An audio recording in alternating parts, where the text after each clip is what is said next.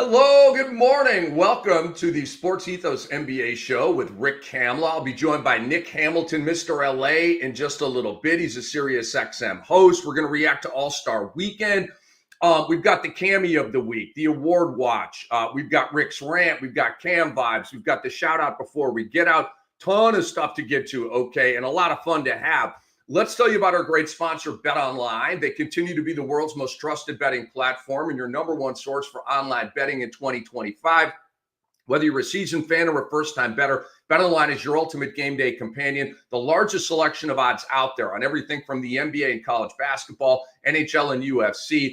Probably had odds on USA versus Canada the other night. BetOnline continues to be your number one sports betting source. From every three-pointer and hat trick, BetOnline has you covered with odds, stats, and more for every game, every play, and every win. BetOnline, the game starts here. Our show starts with a little All-Star recap, okay? How about the new All-Star game format? Going to a three-team tournament, semis, and then the final. Jaylen Brown said going in, I have no idea what's going on. Legion Hoops put that out. I got to laugh about that. We all knew what was going on. There's two games, the winners play a championship game. I just thought that was funny as hell. Coming out, I liked it and I hated it. What did I like about it? The new format definitely raised the level of competitiveness. I actually saw sweat on the brow of players. I actually saw them do this from time to time. They got some exercise. You know, a little cardio to get the vodka out of the pores. I mean, come on. They were sweating, running, jumping, playing defense. I saw guys closing out on threes, okay? I saw guys coming over not to give wide open layups. I saw guys trying to win, okay? Was it game 7 of a playoff series? Of course not. Was it basketball? Yes. It actually looked like our favorite game. Our beloved NBA. It actually looked like that, right? A reasonable facsimile, as opposed to the last couple of years, which was like, what am I watching?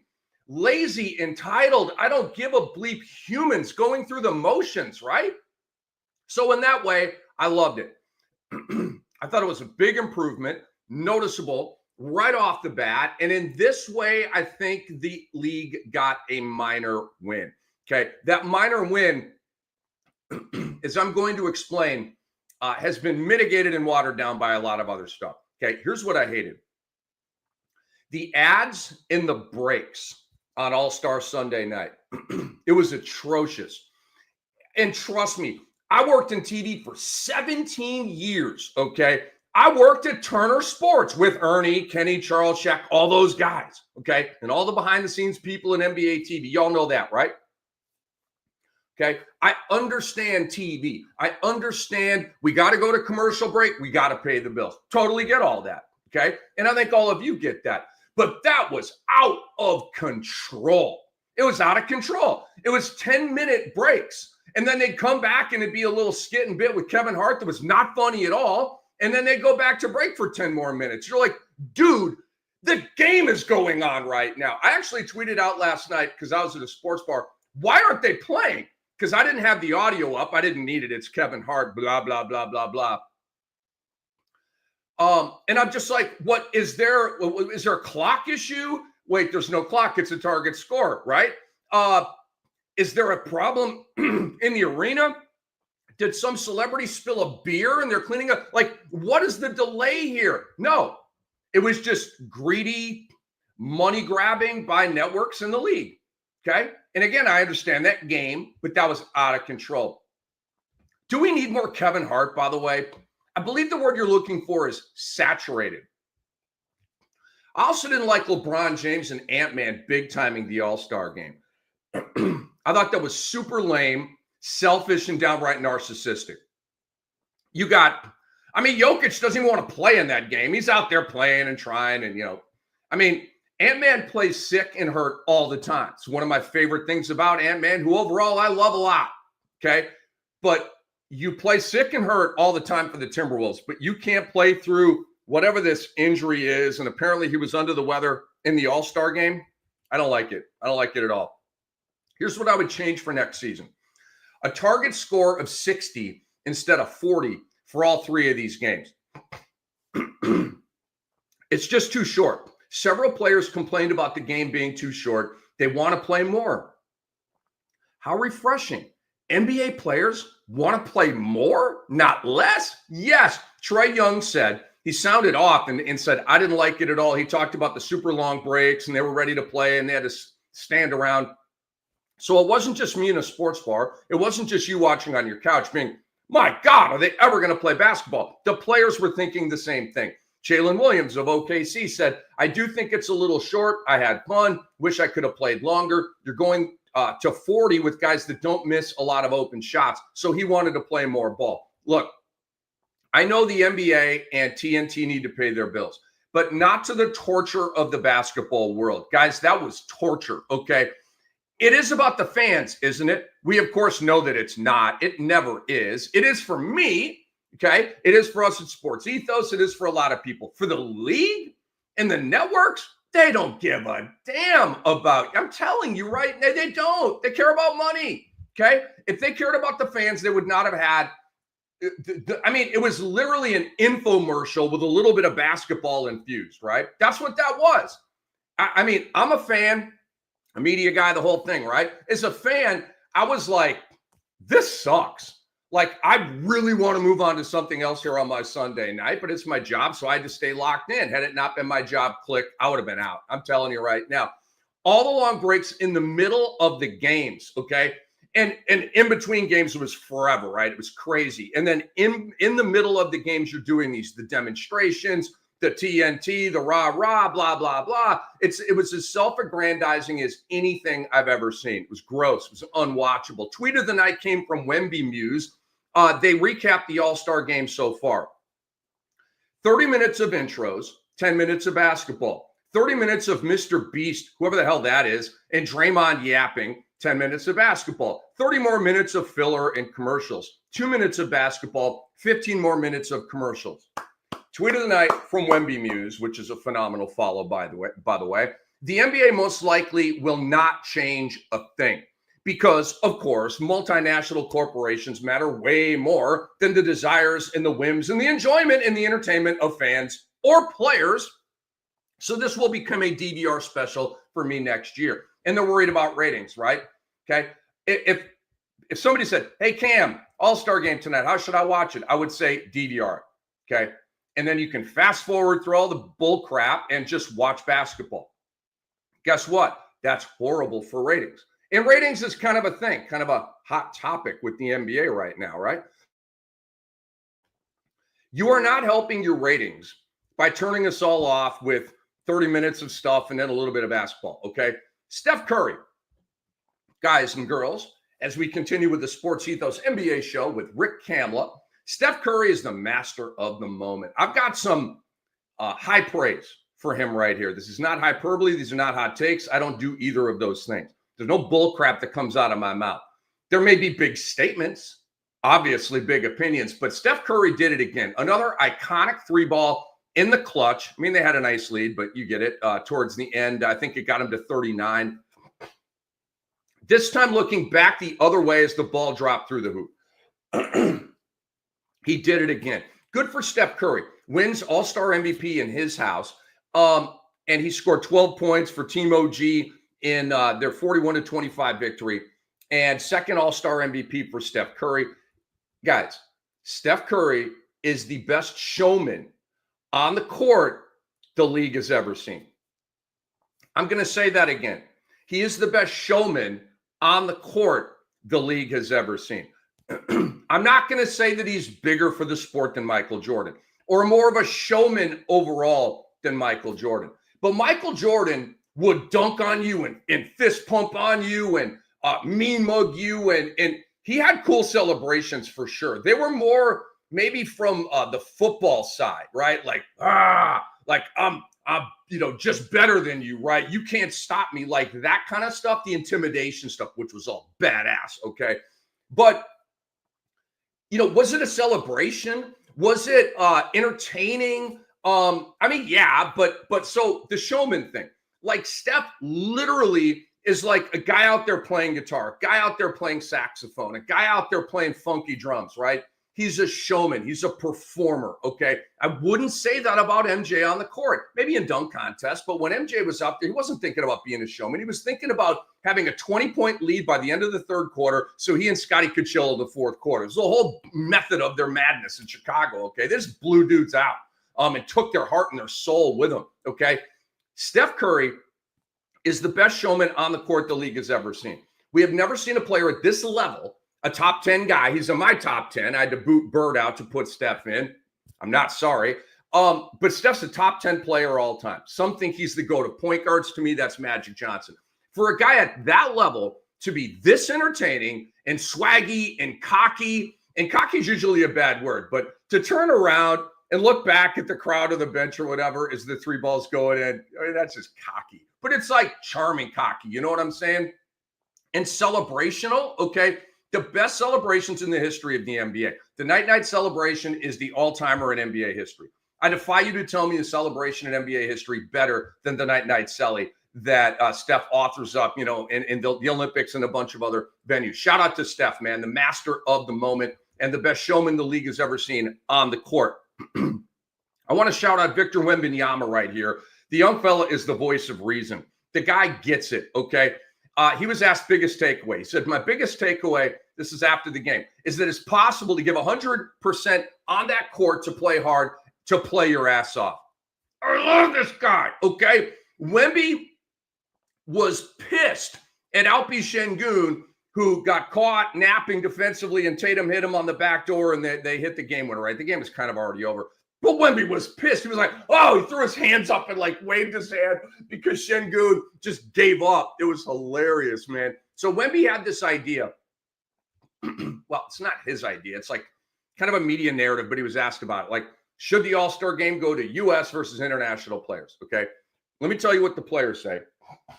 And then I will give you like the reality of it and the fact that it probably won't work. Okay. Wembanyama said, I would love to. My opinion is that's more purposeful. There's more pride in it, more stakes. In theory, I love that take. Giannis also says, would love that.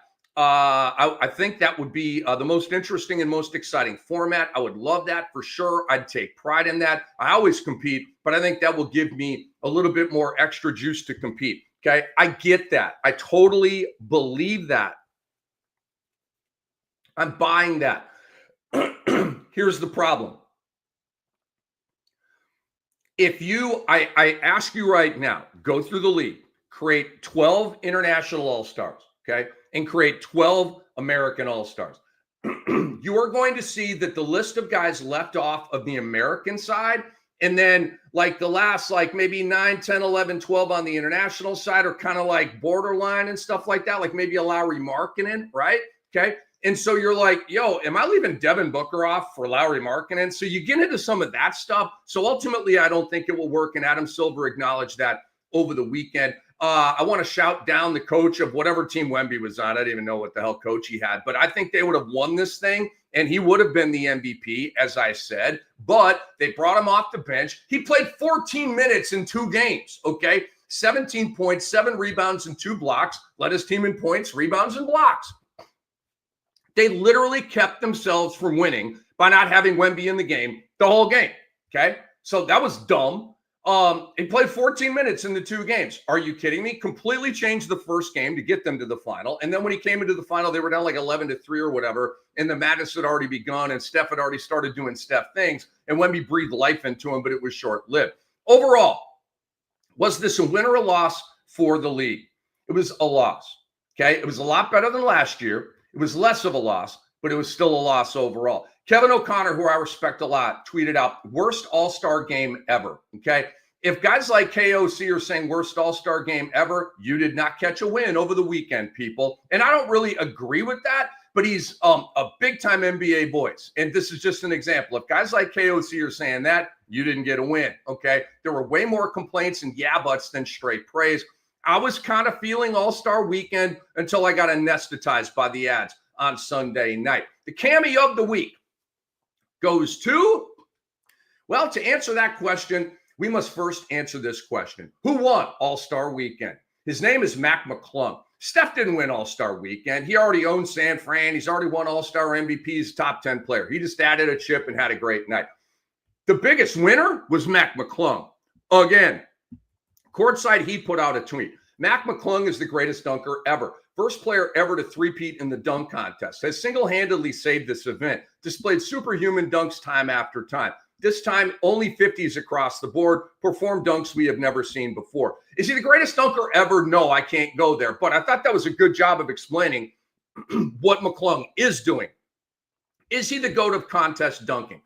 The stats say he is. Only got a three-peat, right? But the eye test still takes me to the jet propulsion of Michael Jordan, okay? Flying, hanging, leaning in, the way his body shot off the floor, kind of like Ant-Man these days, right? Just boom, like, whoa, what happened? Like Ja Morant, there's an explosion, like there's like particles and like a little bit of smoke on the hardwood when he takes off, right? It's like, what just happened? The power that Michael Jordan jammed with, the grace, the style, the elegance, the Jordan, okay? To me, he's the best contest dunker of all time. Is McClung on the Mount Rushmore of contest dunkers? Because I'm a stat guy, I do have him on here, but I don't feel great about it. Jordan is on. Vince Carter is on. Dominique Wilkins is on. I kind of want to go like a Zach LaVine or an Aaron Gordon here. Gordon hasn't even won a dunk contest. He should have too. But damn, McClung has kick-ass, iconic, historic dunks. He's won 3 in a row. He's beating NBA guys at their own game. So, damn, put him on the Mount Rushmore, man. I understand if you don't rock this way. And I understand if you want to say that McClung is like beating a watered-down field versus what Kobe had in his day, what Jordan had in his day. You want to play that card? I totally understand because it's true. Would McClung be winning dunk contests in any other generation of NBA hoops versus now? Okay, the answer is maybe, but probably not, right? If you put McClung, if you dropped him into 1985, is he winning a dunk contest back then? If you drop him into 1995, is he winning a dunk contest back then? Again, I think he would belong. The dude's got boy yoing. He's got creativity. He's obviously a really, really good contest dunker. Okay, elite. He'd hang, but would he win 3 in a row? Like I said, he may break through and win one of those against the Knicks and the Jordans. Like maybe, I kind of doubt it. Like I don't want to totally put a cap on this guy. But this is going to be a great opinion juxtaposition. Do you just take the performances from McClung, the stats at face value? He won 3 in a row, okay? And all that. Or do you contextualize to the point of using that against the player, that it's a watered down field and the stars don't want to do it, and so he's the best of the rest kind of thing? It's going to be a great debate. These are going to be awesome barbershop debates for years to come. Guys, this Mac McClung thing, is it real? Are we dreaming up Mac McClung? My head keeps telling me this can't be real, okay? A G Leaguer against NBA guys. He's won 3 dunk contests in a row. But my eyes keep seeing extraordinary things from Mac McClung. I continue to be impressed. He keeps taking his dunk game to new levels, okay? I'm not sorry here. Mac McClung's dunk over the car is one of the greatest contest dunks of all time. I am not going to say it's the greatest, okay? Because it's in the running. I haven't even slotted that out. But don't trip and don't sleep on that dunk, okay? It is one of the greatest contest dunks of all time. It is up there with Jordan from the free throw line, Wilkins windmill, Spud bouncing to himself, Dwight Howard in the cape, Gerald Green in the cupcake, Aaron Gordon jumping over the mascot and switching hands under his legs in midair, my best dunk of all time, etc. It's up there with those dunks. It's iconic. It's unforgettable, okay? That was the best dunk of the 3 wins in the dunk contest for Mac McClung, in my opinion. So was it better than the Blake Griffin dunk? I thought it was. I thought McClung's dunk was better than Blake jumping over the car and taking the lob from Baron Davis, and I thought that was really dope at the time too. Here's why I thought it was better. Blake grabbed the ball, Blake caught a lob as opposed to grabbing the ball and then going up. I think that's a little bit harder. Also, Blake Griffin's 6'9", and Mac McClung is 6'2", okay? That means, like, you've got more clearance, and it's just harder at 6'2" versus 6'9". Also, you have the fact that Blake Griffin was the dude, a height machine, Goliath. Mac McClung is David out there, slinging rocks at the forehead of Goliath, and the guys won 3 in a row, and I think that's pretty darn cool. All right. Do we have Nick Hamilton? Is he ready to join the show here yet, Andre? It is Rick Kamla. It is SportsEthos NBA show. with Rick Kamla. Andre Lamouche, our great producer, is behind the glass. We will get Nick on here in just a little bit. So let's continue on with some of the bits here. I did promise you guys a Rick's rant, okay? Let me get into it. It is awesome that an underdog like Mac McClung out of the G League can soar above the greatest athletes in the world, okay, and get this done and completely take over NBA All-Star Saturday 3 years in a row. Full credit, all love to Mac McClung. That said, and this needs to be said, it's a horrible look for the NBA that Mac McClung has won 3 straight dunk contests and he's played 5 NBA games. That is a bad look for the league. I'm not saying that he would not win a dunk contest with Ant-Man, John Morant, Zion Williamson. He might beat those guys too. Again, I am not going to put a cap on this dude. He flies with the greatest of ease. I am saying it's another symptom, Mac McClung winning all these dunk contests, is another symptom of the lack of competitiveness in today's NBA. That these stars don't want to lace them up and do 4 dunks, okay? It's 2, and then if you go to the finals, it's 2 more dunks. It's literally 4 dunks. It's a minute and a half over those 4 dunks to get those dunks done. And if you're like Mac McClung, who never, ever, ever misses a dunk, okay, he gets it on the first time every time, it seems. You are putting in a grand total of like 40 seconds of work, 10 seconds a dunk if you don't miss. 40 seconds of work! That's it! Why aren't these guys doing this? Oh, I'm afraid to lose. I'm afraid to take a black eye in the barbershop. Get over it. That is such a wussy mentality. I can't even deal with it, man. You're Ant-Man. You're John Morant. You guys are superheroes, man. Like, we go to the movies and watch superheroes, but they're not superheroes. They're human with, CGI, and they're just humans, okay? They're movie stars. You are actually a superhero, okay? We can't do what Ant-Man can do. We can't jump over 6'9" John Collins and put him under earth. Exploit these gifts, please, for the love of God. It's so annoying. The lack of competitiveness, man. Go big on a gigantic stage. By the way, all of the celebs and the rappers and the actors and all these hotties and Instagram models and stuff, they're all at the parties with these guys. Why wouldn't you want to show out in front of your friends? Why wouldn't you? Morant should already have a dunk contest trophy. Ant-Man should already have a dunk contest trophy. They should already have it in their trophy case. Zion Williamson should have, never mind. He's always hurt. The point is moot. We all know that he would break into 2 pieces if he ever stressed his body to the point of doing 4 dunks in a dunk contest. He'd just break in 2. He would impale himself, be blood everywhere, and it'd be gross. Okay. Because of course he would just dissolve like when you put water on a witch. I'm melting. That'd be Zion in a dunk contest. Just too much for him, right? I'm not sure how the ratings will look for Saturday night, but let me tell you a quick story. Okay, let me take you into Kam's world for a minute.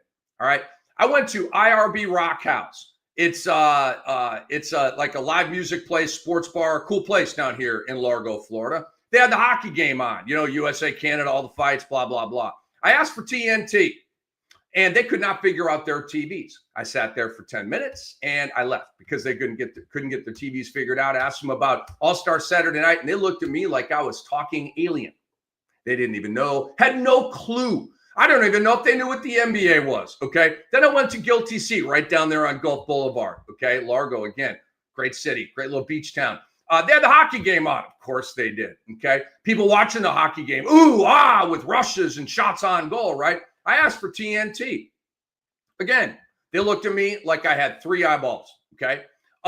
This very nice bartender had to go to the bullpen for a dude in the back. He might have been a cook or something. I don't know. Some guy came out. He's not, he doesn't work the bar, and he changed it. And he came over to me sort of inquisitively, like, why do you want me changing the channel? What's on TNT? And I go, All-Star Saturday Night, the dunk contest. And he goes, oh, okay. No clue. None. Okay. Moral to the story. No one in Gulf, Florida even knew the event was on TV. Okay. All they knew about was USA versus Canada in hockey, an exhibition, okay? Their version of the All-Star game. Way bigger deal, at least where I live. But All-Star Saturday Night might as well have been a soap opera to these people, okay? Literally had no idea what it was. Something on Telemundo or something. They literally had no idea, okay? Will anything ever change with this lingering annual buzzkill? Probably not in terms of the dunk contest. Hope comes from Ja Morant and Giannis Antetokounmpo, okay? Ja, after Mac McClung won on Saturday night, Ja tweeted out, Mac might make me decide to dunk. Giannis said, if you do it, I'll do it with you. Hashtag 100%. Zach LaVine piggybacked on this as well and said, I may have to do it again as well. Okay. I'm already furious with Ja Morant for being a part-time player. Furious. Up to here, 10 out of 10. Okay. Dude misses more games than Chris Dudley misses free throws, people. He is forever dead to me in fantasy basketball because of this. He is not dead to me overall. Okay. I'm not that harsh of a human, but in fantasy basketball, where I pay the bills, bye. Okay. If this is just an in-the-moment tease from Ja Morant, which I fear it is, which has no actual designs on backing this tweet up with a dunk appearance, which I suspect is the case, I will start calling him the wishy-washy Ja Morant or the full-of-crap Ja Morant. And then Ja will be completely off my list. Again, human being, rock yourself, you and your family, have a great life, okay? I don't want to wish ill on him, but I'm just out. Okay, we have people we're fans of. We have people that we're not fans of. Ja Morant is drifting towards you're completely off my list, bro. Okay, so do the dunk contest. Don't come out and say that and then not back it up. Okay, and then come out like next year, a month before the All-Star game, and be like, "Yo, they got to pay me $1 million to get me in the dunk contest." Dude, just go dunk. Just do it. Just go dunk. What's wrong with that? Just go win the event. Ja, they are going to run and give you 50s. You could put up 45s. They're going to give you 50s, man. They want somebody other than Mac McClung winning this contest. I freaking promise, okay? I freaking promise.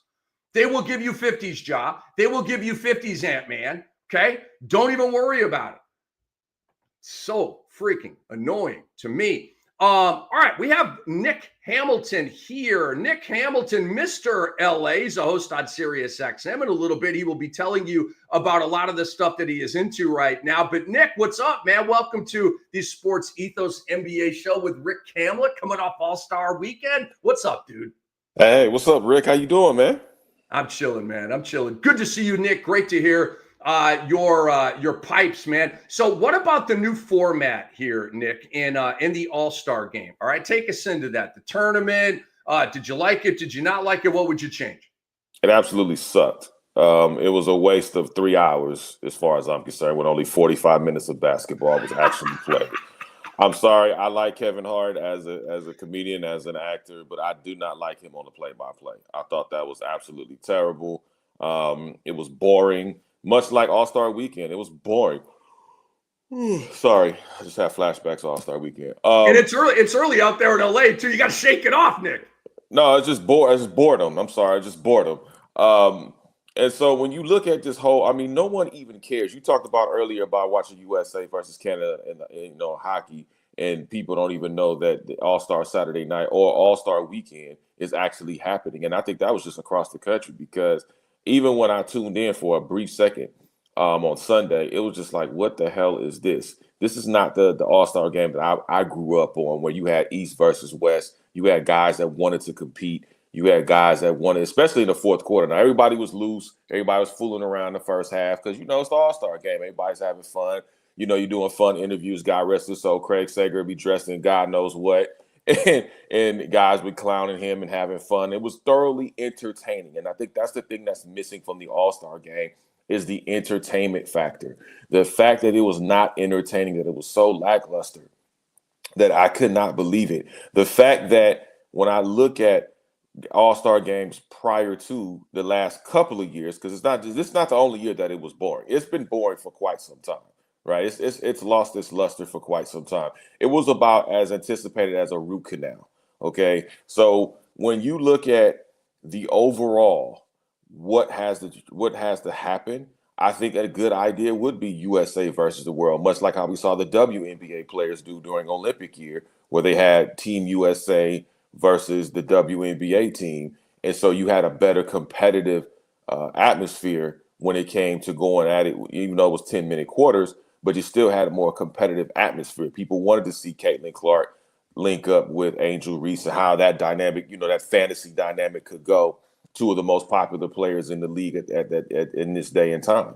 I think we'd have to go back to East versus West, or maybe team NBA versus the world, because something's going to have to give. Because I mean, first of all, Saturday night, only thing that was good to me about Saturday night was the 3-point shootout. I always enjoyed the 3-point shootout. As always anticipated. There were good contestants from Damian Lillard to Tyler Hero. Congratulations to Tyler Hero. I thought he did a fantastic job.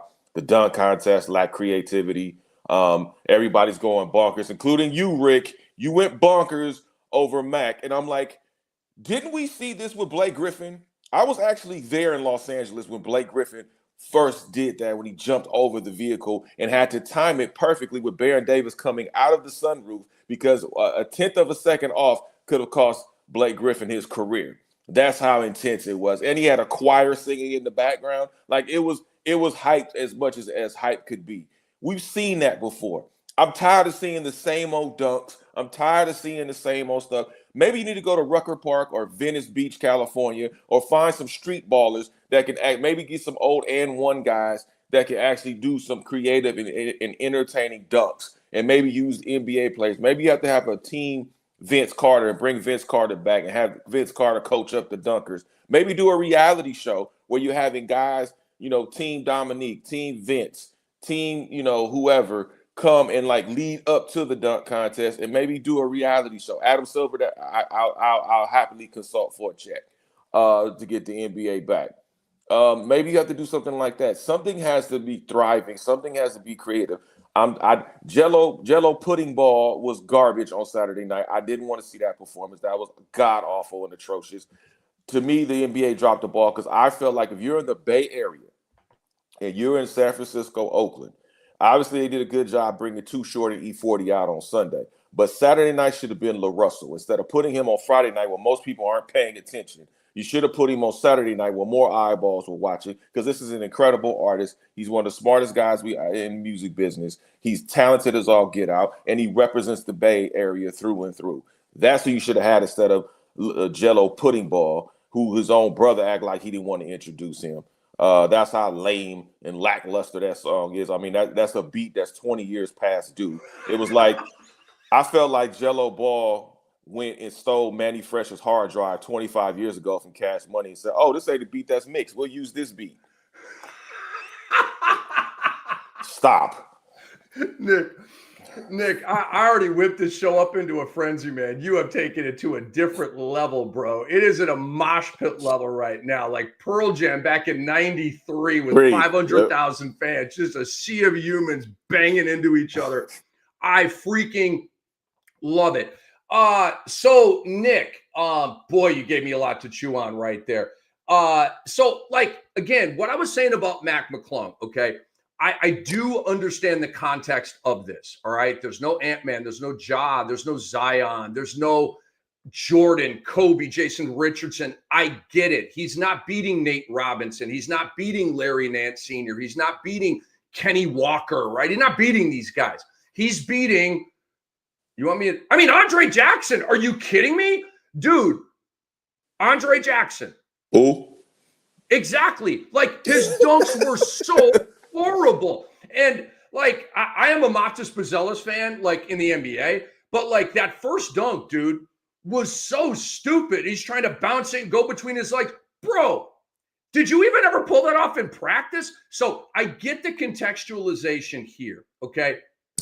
Mac McClung has won 3 straight dunk contests. I also think that we do need to honor that a little bit. And like, he's the only guy ever to win 3 straight dunk contests. And so it's going to be a great barbershop debate here. Like, how much of it is watered down because of the field he's going against, and how much of it, like historically, 20 years from now, is going to be like, you know what? He probably shouldn't have been in the dunk contest. It was a joke that the NBA had to resort to a G leaguer, but damn it, that guy was a good dunker, man. I think most humans nowadays are lame in the sense of there's no nostalgia, right? I mean, creativity. We act like we didn't see that dunk before, and that's no knock on Mac McClung, because I think Mac can dunk. I liked him better last year than I do this year, right? Because I think he put more. It was more creative to me. And I think it was just like, oh, okay, this kid got some serious hops. Okay, I'm checking this kid out. Now, the asinine thing that I saw, and I think Shannon Sharp tweeted this out, was like, oh, you can't tell me he's not on the Mount Rushmore of dunk contest. You can't put a better four than Mac. I said, oh, that's easy work. I said, Michael Jordan, Neek, Dr. J, Vince Carter. Next. That takes care of your four on Mount Rushmore of dunks. I can go to a second tier four. But again, that doesn't take anything away from Mac. I think Mac did what he was supposed to do the last couple of years. I think this year was just by default because, like you said, it was just absolutely horrific what the competition was. So he kind of won just by default. And that's why everybody was going ooh and ah over the car thing. I'm like, hello, Blake Griffin on line one. Hey, let me ask you a question. Because Stefan Castle lost this event with that with his third dunk, right? And it was the one, it was like a 49.6 or whatever. And I think it was 50, 50, 50, and then two 49s, right? And so McClung went 50s and Castle had a 50 in his other dunk. So literally the judging on that dunk was the one that kept Castle, and them having a dunk off and that kind of thing. I didn't think that was a 50. I thought it was nasty. Remember the one where you had the chubby dude out there putting the ball through the hoop and then he went and got it and did a kick-ass dunk off of it. And I'm like, okay, A, how is that not Wemby? Okay, how do we have Doughboy out there throwing the ball? And he missed like 2 layups in a row. I'm like, dude, what are we doing here? Why is this guy on my television screen right now? Why is this not Wemby just putting a little layup in? It was so stupid to me. But did you think that was a 50? No, I don't think hardly any of them dunks were 50s. I think we need new judges personally. I mean, it's no disrespect to the judges that were there. I think they did the best that they knew how to do. But I think we need new judges. I think we need people that actually can critique. Like I would love seeing Kevin Garnett as a judge. As hard as he critiques people, I would love to see Charles Barkley as a judge. As hard as he critiques people. Good point. I think Draymond maybe, or is Draymond in it so then he can't judge? Because he would be a harsh judge. I will keep Candace Parker because I think Candace Parker has a different perspective on the dunk contest, being a woman that she has dunked, in her time on the court. I would love to see that. But also too, I just think we need new judges, man. I think every so often it's like politicians. You vote in politicians every so many years. I think we need to have new judges every so many All-Star games because the All-Star game itself, I mean, the celebrity game is not even a celebrity game anymore. It's a bunch of influencers that half the people don't even know who the hell they are. Like I remember when you would get a Kevin Hart, when you would get a Dave Chappelle, when you would get Adam Sandler, when you would get guys that with Mark Wahlberg, and you would get a Keke Palmer, and you would get all of these actors and actresses and rap artists, 2 Chainz, and you would get people that you knew that, okay, maybe you have a couple of influencers here and there on the come up. They got big followings, and there's no disrespect to the influencers. I love what they're doing. I think they're thoroughly entertaining. But I think when it comes to the celeb stuff, I think, you got to have celebrities, man. We talk about celebs, like what we see on these red carpets, what we see on stage. I don't know, man. I see why the NBA is going in the direction that it's going, unfortunately, and it's really sad as a man that grew up on 90s and 2000 basketball, where you look forward to All-Star Weekend. You look forward to turning on TNT. It wasn't a place. I mean, TNT was already hard back in those times. It was already hard to come by.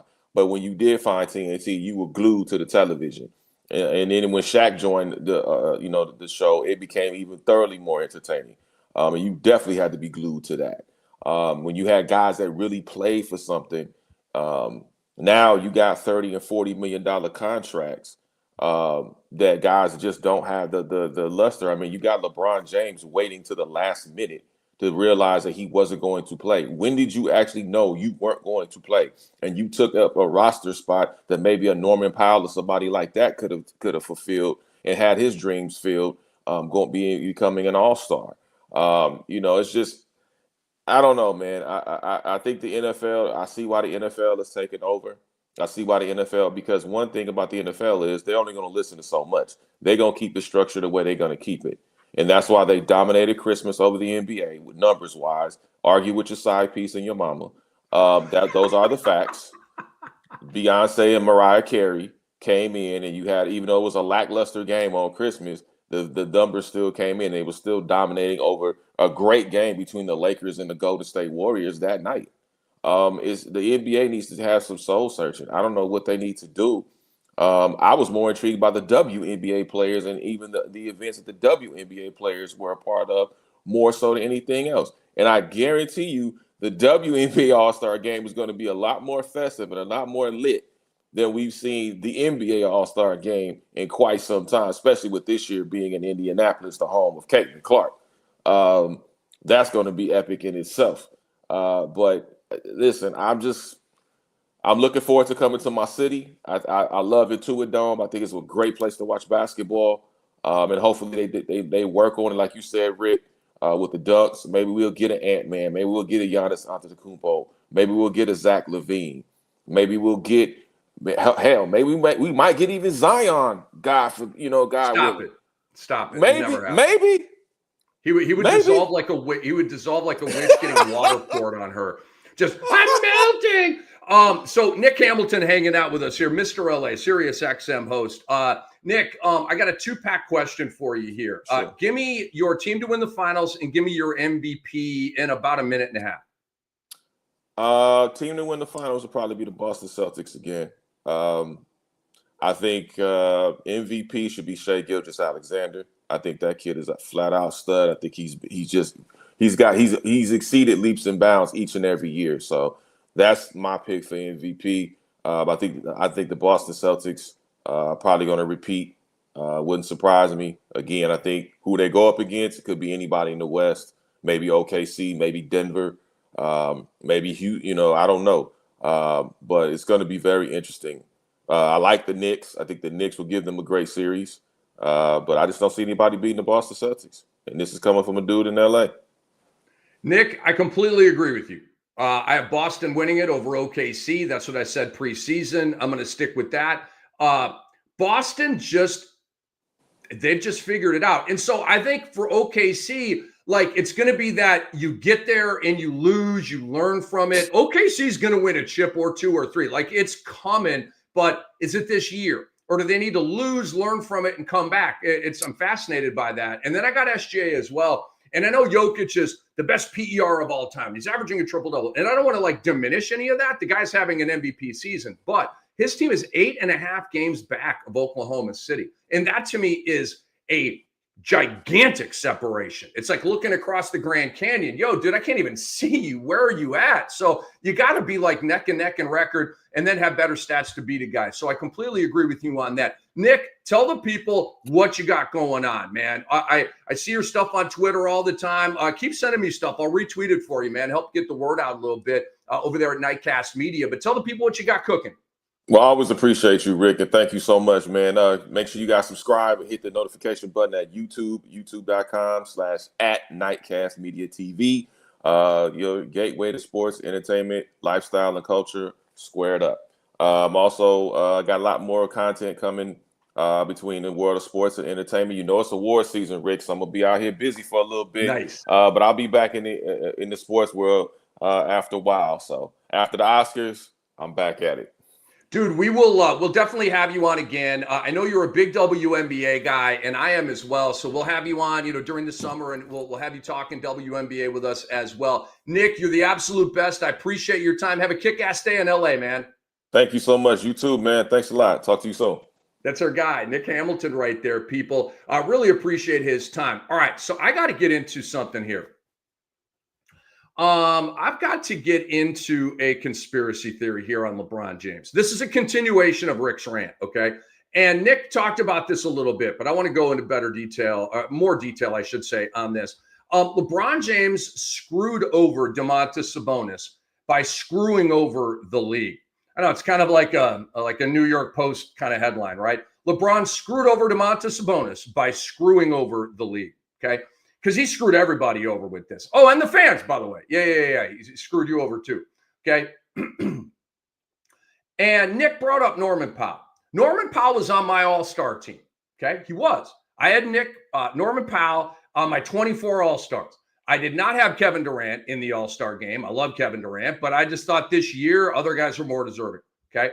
and I had Norman Powell on my all-star team. That said, Norman Powell, and I love him, he is not more deserving this year of an all-star than Domantas Sabonis. Domantas Sabonis is having a historic year. Norman Powell is having a career year and a massive breakout year and a most improved type of year, but he's just not doing the historic stuff that Sabonis is. Okay, so I wanted to say that, but I believe that LeBron James did not play in the All-Star game or dress for team photos, which was really weird and lame, because he's pissed that the Lakers have to play on Wednesday against Charlotte when every other star will still be on vacation at that point. Think about it. The rest of the league, guys, gets back to work on Thursday or Friday. LeBron has to get back to work on Wednesday. Now, it was a reschedule from the January 9th game, Charlotte at LA.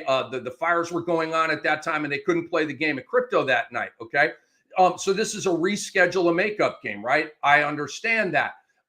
But it is now the first of a back-to-back, home at Charlotte, then at Portland, okay? I promise you LeBron James is pissed about having to get back to work on Wednesday. And then, and I just have a back-to-back too right out of the break, our Lakers.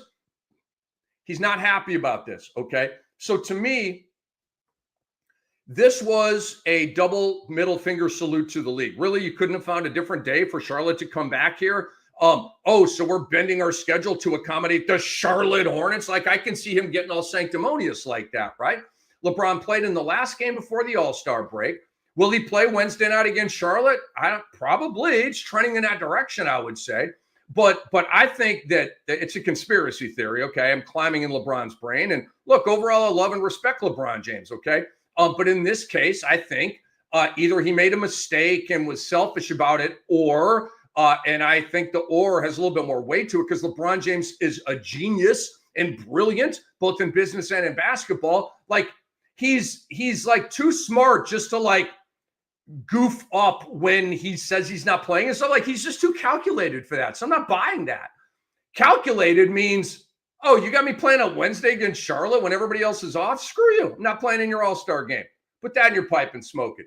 That's what I think is going on here. Am I wrong? Take me deep at Rick Kamla Sports. All right. Second straight year, Domantas Sabonis should have been here. Second straight year. And look, I'm a Hall of Fame nerd. This stuff matters, man. Domantas Sabonis has 3 All-Stars. It should be 5. Okay. What if it comes down to, number of All-Stars for him to make the Hall of Fame? Okay. He's tracking towards the Hall of Fame right now. I would say it's a probability, not a possibility. You got to rack up All-Stars. You got to rack up points and rebounds and all kinds of stuff.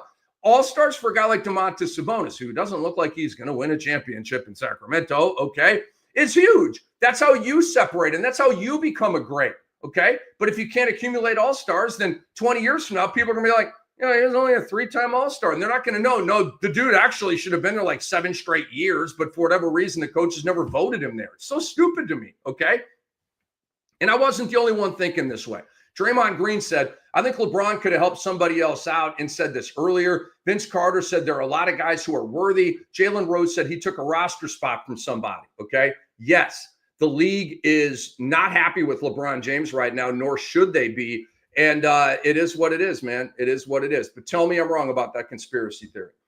I believe that LeBron James plays on All-Star Sunday night if the Lakers' first game out of the All-Star break is Thursday night at Portland. I believe that. I am here for you to go, no, Kamla, you forgot about this. And, good point. I'm here for that. Okay. I haven't heard that yet, though.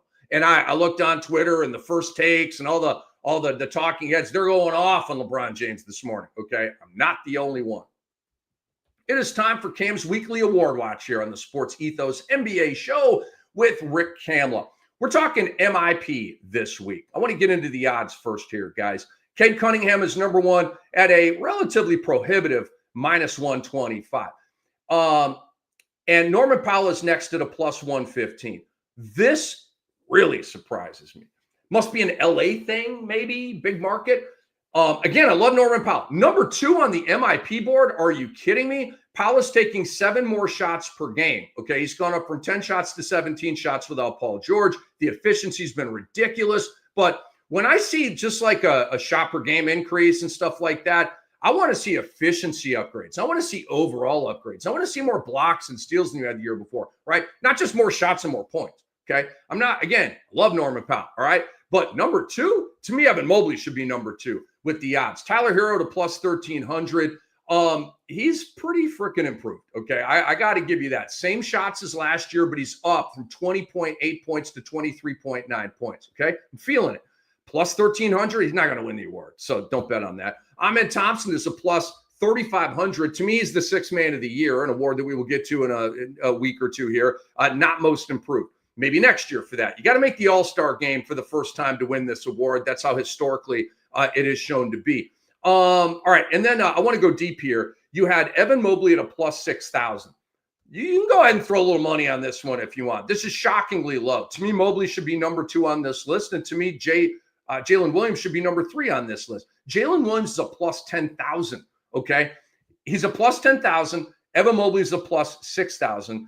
And Cade Cunningham's a minus 125.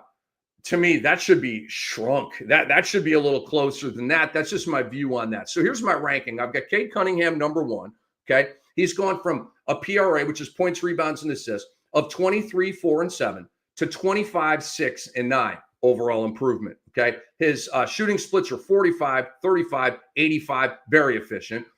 Most importantly for Cade Cunningham is the success of his team. Detroit is 29 and 26. They're on a heater going into the break. They're in 6th place in the Eastern Conference. None of us saw that coming. Last year, there were 14 and 68, dead last in the NBA.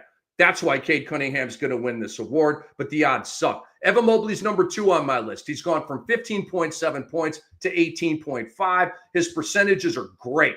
57, 38 from 3, 75 from the line. He's making a career-high 1.13 balls per game, taking his game to another level, as has Jalen Williams, Dr. A's guy. He's a first-time All-Star. He and SGA are now a true dynamic duo, as opposed to, J-Dub's really good. No, they got a duo out there now. They are ready to win a chip together, okay? A la Tatum and Brown, and it may happen this year. J-Dub has gone from 19-4-4 to 21-5-5. Big overall leap. He's gone up to 1.7 steals and 1.7 threes, both career highs, okay? Number 4 on my most improved list is a man named Dyson Daniels of the Atlanta Hawks. The best rags to riches story among these guys. I won't say in the NBA. Mac McClung's pretty good rags to riches too, but he's not an NBA player. Dyson Daniels is. Great rags to riches story. He leads the league in steals with 3 per game. SGA and Maxey are next at 1.9. That's ridiculous, okay? He will probably be dismissed by the voters for the all-defensive teams, and I'm going to absolutely melt down like Chernobyl when that happens. He should be a prime candidate for Defensive Player of the Year, let alone can he make the second all-defense team? Give me a break, man. And then Ahmed Thompson is number 5 of the Houston Rockets. He's gone a PRA from 9, 6, and 2 to 14, 8, and 3. You got to like that. Big improvements overall. All of his percentages are up across the board. Hit the game winner at Boston like Kobe. I love the Kobe reference from that young fella too, man. I thought that was really, really cool. All right, guys and girls, we got a few minutes left here on the show. Let me just take a look at my rundown here and see where we want to go. Yeah, let's get into this, man. Let's get into some Kam Vibes, okay? And I want to start looking at the second half a little bit here, all right? It is the SportsEthos NBA show with Rick Kamla, and I really appreciate you guys joining us here today and every week. Please retweet this. Get the word out. We're trying to blow this thing up. All right, some Kam goodies for you here. I've got 3 pop players and 3 pop teams for the second half, okay? Let's get into the players. Chet Holmgren. Chet Holmgren of OKC is ready for takeoff in the second half. OKC is probably going to increase their stronghold in the West over the Memphises, Denvers, and Houstons, okay? Probably going to happen. So Chet, in his minutes, the last 3 games before All-Star, he's gone from 22 to 25 to 30. Starters minutes once again. He had a 5-block game against New Orleans. He had a double-double in the last game against Minnesota. He's ready to go. Pop goes Chet. Not in a bad way, not like an injury, statistically, okay, and force and like feel. I can't wait to watch OKC down the stretch here. They are a juggernaut, and Chet Holmgren's going to be a huge part of that, all right? Luka Doncic. He is going to pop, isn't he? Luka better bring his rebounding shoes to the second half dance for the Lakers because Mark Williams is not coming through those doors. I hope Luka worked out over All-Star break. I know. Ran stairs, a junk rope, punched a punching bag, ran on the beach, lifted weights. Is it too much to ask for some resistance training? I don't know. Guys, we already know what Luka did over the All-Star break. Beer bongs in Cancun like Frank the Tank. We already know. He's going to come back with the double chin and the non-definition in his arms. I mean, I'm 55. I might have more arm definition than Luka Doncic right now. It's ridiculous, all right? In 2 games with the Lakers, Luka Doncic has looked rusty and out of shape. No, I know. He's always out of shape. He's gone 14, 5, and 4 in 24 minutes, 16, 4, and 4 in 23 minutes. The Lakers made this trade for 30, 10, and 10 Luka, all right? And I believe the Doughy Doncic, that's my new nickname for him, Doughy Doncic, or Lazy Luka. Take your pick. It's one or the other. I do believe he's going to be able to comply with this 30, 10, and 10 plan. Okay, he was out of shape and a mess in Dallas. Okay, couldn't play any defense at all. They went to the finals last year. They went to the West Finals a few years ago. He was just screwing around. Didn't even know what the hell he was doing. Okay, like he knows how to pass, put the ball in the hole, and all that kind of stuff. But does he know how to win big? No, he doesn't. Kind of has sort of just kind of faked it until he made it, right? And he went to the finals last year. So I got him popping for the Lakers in the second half of the season. Another guy, I got Paolo Banchero of the Orlando Magic. Talking about pop players and pop teams for the second half. Paolo Banchero struggled after returning from injury, right? The oblique injury that kept him out a long time. He's just started to turn the corner before the All-Star break. Last 2 games before the break, he went 31, 6, and 4 with a block and 4 threes. And he went 24, 8, and 6 with a block and 4 threes. Okay. The goodie lines of return from Paolo Banchero. This is the guy that we love. Paulo has joined the fight with Franz Wagner, who has been an absolute beast all year with that injury kind of buzz killing the middle. Soon they're going to welcome back their engine, their spirit animal, Jalen Suggs, and he's going to reignite the Orlando thing. But Paulo is going to be a PRA machine in the second half, bringing that 22, 7, and 5 vibe, okay? And we're going to get a lot of like 25, 10, and 5s from Paulo as he and the Magic really try to make their ascent up and get into the top 6. So Paolo Banchero, Luka Doncic, and Chet Holmgren, pop players for the second half from your boy Kam. Here's some teams. 3 pop teams for you. Number 1 is Houston. Houston is going to get Fred VanVleet back after the All-Star break. They're going to get Jabari Smith back after the All-Star break, according to reports, okay? Houston ran out of gas before the break. 3-7 in their 10 games before the break, all right? They have fallen to 4th place. They're 2.5 games behind Memphis right now. Okay. OKC can't even see them anymore, but they're 2.5 games behind Memphis for that number 2 spot. They're going to make a surge in the second half and maybe get up to number 2. And remember, okay, with all these guys healthy now, remember, they have the head-to-head tiebreaker against the Memphis Grizzlies. So if they finish with the same record, let's say they're 55-27, each of them, right? Houston would then get the number 2 pick. Keep that in mind. Also, Amen Thompson, guys, is probably going back to the bench, probably going to play less minutes, probably going to get less of Amen, but it's going to make Houston better overall. The Denver Nuggets are a pop team for the second half for your boy Kam. Per Michael Malone, Russell Westbrook is expected to return after the All-Star break. He's been out with a strained hamstring, all right? My guess is that Michael Porter Jr. and Aaron Gordon will also be good to go after the break. They both took minor injuries into the break. When Denver is whole again with Porter, with Gordon, with Russ, they're going to be really, really tough, okay? And I suspect this team is going to flip a switch and go into playoff mode a little bit. You know, former champions, championship DNA, they're going to like smell it a little bit. Jamal Murray comes to mind with that. Last year, he had a big spike in the second half, like a 2.5 point per game spike in the second half. So Denver is 8.5 games behind OKC. And right now, the only way that Jokic can unpack my opinion about SGA for MVP is if Denver goes on like a 13-game heater, OKC loses some games, and they tighten up the race. Because if SGA is looking down at Jokic by 8.5 games and Jokic is averaging a triple-double, SGA is the MVP. But if SGA and OKC win the West over Denver by 3 games, and Jokic has a triple-double, averaging a triple-double with like 39 triple-doubles or something like that, we're going to have to rethink this a little bit here. The separation between OKC and Denver right now is absolutely huge for this MVP race. And right now it's heavily in SGA's favor. That could change. Finally, the Orlando Magic. And Jalen Suggs is the key here. He has missed now how many games? 9 straight games with this quad injury. I cannot promise that Suggs will get back to work right after the All-Star break. But I can promise you this. When he returns, the Magic are going to look like the Magic again. The defensive studs, the dogs, the little team that could. They lived in the top 6 before Jalen Suggs got hurt, okay? Even with Franz and Paulo being hurt. Suggs went out, the bottom fell out, okay?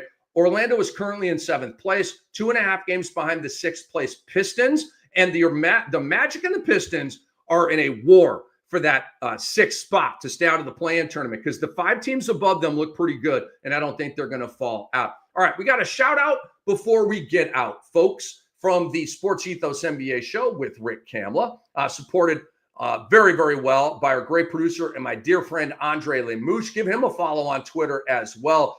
He deserves it, and he's a bright basketball mind. The shout-out before we get out is Stephon Castle. Stephon Castle put on a show. All-Star Weekend on Friday night, okay? He was named Rising Stars Challenge MVP, had 6 points, 4 rebounds, and 4 assists in the first game. When the game got to 38, and he had to get to 40, right, for the target score, made a move on Alex Sarr, and then popped a midi for the win, and waved goodbye to Sarr and his teammates. How cool was that? He said to TNT afterward, game time. I had to close it. I had to. Okay. That's a winner right there. Oh, Castle and Wemby for the next 10 to 15 years. Yes. Yes. I'm a Spurs fan, guys. I am. More on that in a subsequent show. I know Andre's very happy, or maybe he's not. Maybe he's pissed at me for joining the bandwagon, but I'm officially a Spurs fan. I am. I'm that into Wemby. I like the construction of the team. I like a lot of their guys. I'm a Spurs fan. I will be like actively rooting for the Spurs in the second half of this season because I want him to get to the play-in tournament. And then Castle carried his team in the second game when they won the championship of the Rising Stars against the G League squad, scored 12 points and set up the game winner by Keontae George. So he's the leading candidate right now for Rookie of the Year and had a great weekend, okay? Almost won the dunk contest, and I loved what he did, man. He had the 360 windmill. Got a 47.2. He had a reverse windmill off glass, 47.8. He had the lob through the net and the legs, 49.6. And then he had the 180 lefty behind the back, which was super dope and creative. And I thought that was his best dunk. He did get a 50 for that one. He performed well enough to win a dunk contest in this watered down state of the dunk contest. Maybe he'll win one of these in the future. He's 6'6", 37 inches. Off the ground, and he's a very competitive guy, and he's loaded up with strength, okay? So Buddy Hield lost the three-point contest by missing his second-to-last shot. Remember that? Because he was on the final rack, made 3, then missed the 4th, and then missed the 5th, and he lost by like 1 point to Hero, right? He literally was 1 shot away. Castle missed the dunk contest title, or at least a dunk off, with the rebound and that make dunk, right? And I didn't understand like Wemby not being out there throwing that up there. But just for you guys, I did not think that was a 50. I thought that they voted that one correctly, because you've got Chubby Dude out there putting the ball in a layup and he's missing shots and the Castle does the dunk. I just thought the setup was stupid. And just for that reason, you couldn't give it a 50. Guys, I really appreciate y'all for joining us here. Big thanks to Nick Hamilton for joining the show. Big thanks to Andre Lemouche for all the great work that he does. Couple of reminders here, guys. Check out our MLB draft guide. I'm a part of it. I'm contributing. I've got some articles out there. If you're into fantasy baseball, we got you. Nobody's doing it better than us. Nobody's doing fantasy basketball better than us. Nobody's doing fantasy football better than us.